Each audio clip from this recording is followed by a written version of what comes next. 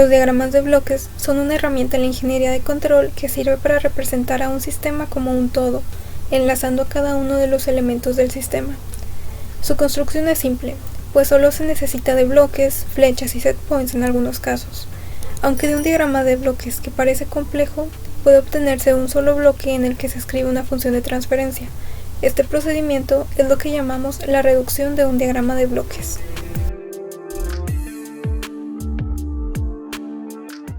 La primera regla se da cuando hay dos bloques en serie, y esta es posiblemente la regla más sencilla de todas, ya que lo único que hay que hacer es multiplicar ambas señales.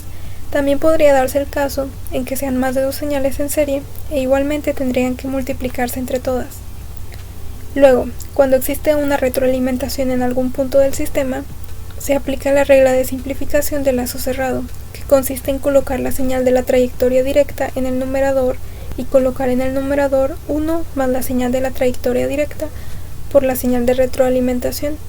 En caso de que la retroalimentación sea positiva, el signo del denominador debe ser negativo.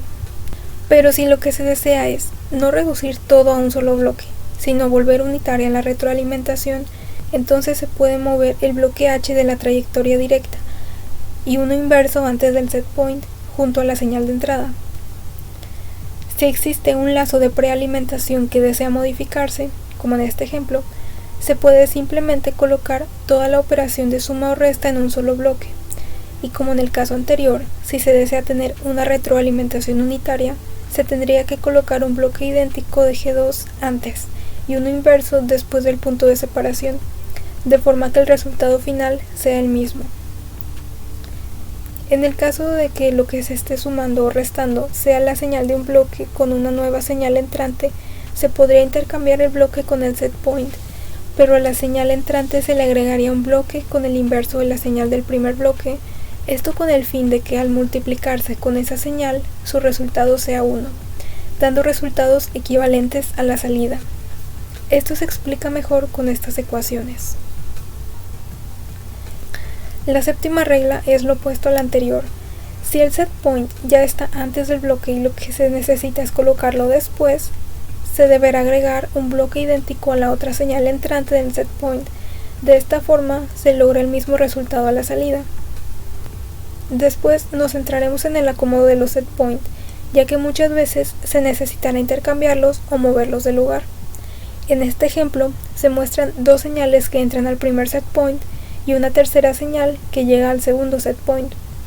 Al intercambiarlos, también se deben mover las señales B y C, ya que la B es positiva y la C es negativa.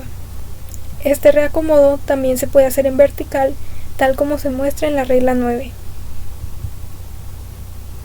La siguiente regla nos dice que si hay un punto de separación después de un bloque y se desea ponerlo antes, se deberá agregar el mismo contenido que cambió de lugar a ambas ramas. Y si el punto de separación está antes y se necesita ponerlo después, entonces se deberá agregar un bloque con la señal inversa del primero en la rama resultante. Por último, la forma de mover un punto de separación antes o después de un set point es agregando otro set point. Esto se explica de mejor forma con las ecuaciones y los diagramas.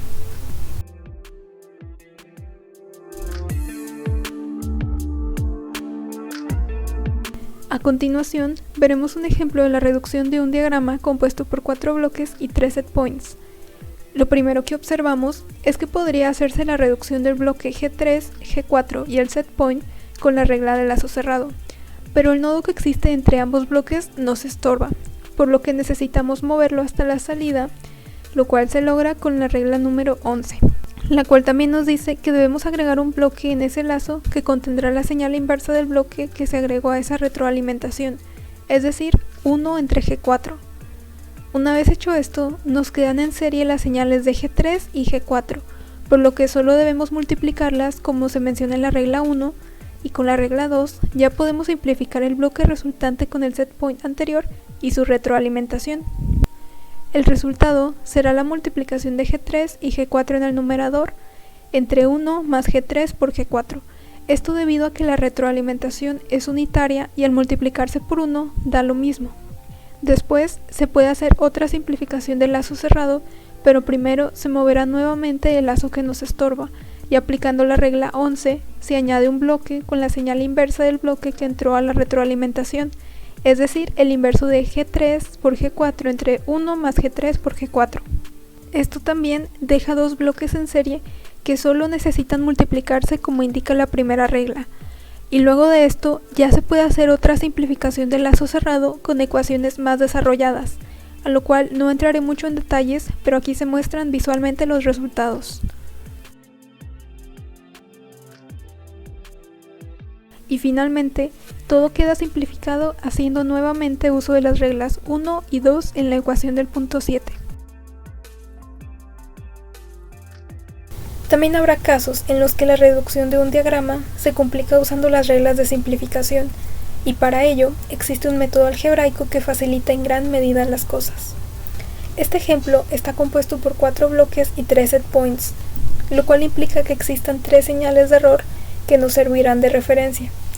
Colocando la señal E1 en el set point inferior, determinamos las dos señales que entran en él, siendo la primera la multiplicación de la señal de entrada X por la del bloque G3 y la segunda la señal Y de salida negativa. Esto mismo se hace con el set point de la señal E2, obteniendo en su ecuación la señal X de entrada más la señal del bloque G4 multiplicada por la del error E1. Debido a que la ecuación de E1 ya la conocemos, la sustituimos en esta nueva ecuación y la desarrollamos de tal forma que nos queda que E2 es igual a X más X G3 G4 menos Y G4. Del mismo modo, la ecuación E3 tiene como resultado la multiplicación de E2 por G1 menos la salida Y. Se sustituye el término de E2 con su igualdad y se obtiene la ecuación desarrollada. La otra ecuación que requerimos es la de la salida Y, la cual se entiende como la multiplicación de E3 por G2. Y siguiendo la misma lógica, se sustituye la E3 y se desarrolla hasta obtener la función de transferencia del sistema, cuyo valor de Y sobre X será lo que contendría el bloque entre la entrada y la salida del diagrama simplificado. Personalmente yo prefiero este método.